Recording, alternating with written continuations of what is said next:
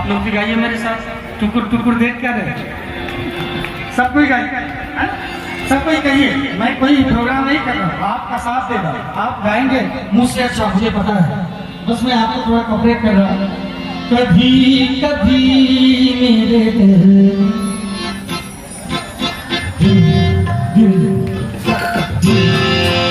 कभी कभी मेरे दिल में ख्याल आता है क्या कि जैसे तुझको बनाया गया है मेरे लिए, कि जैसे तुझको बनाया गया है मेरे लिए।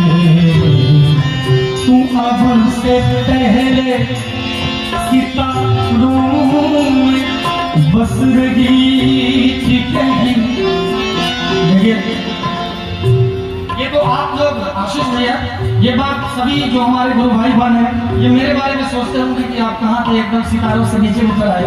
आशीष भैया की कृपा है। मैं चाहूंगा हमारे बड़े भाई हैं, देखिए चेहरा भी मिल रहा है हम दोनों भाई का, और दोनों भाई लग भी रहे खाते पीते घर का है ना, एकदम बुलंद दोनों भाई। मैं चाहूंगा हमारे आशीष भैया के लिए जोरदार ताली बजाएं और सब कोई मेरे साथ गाइए। कभी कभी मेरे दिल में ख्याल आता है क्या कि जैसे तुझको बनाया गया है मेरे लिए, कि जैसे तुझको बनाया गया है मेरे लिए।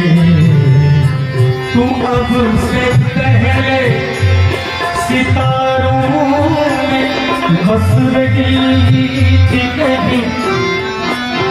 तू अब से पहले सितारों में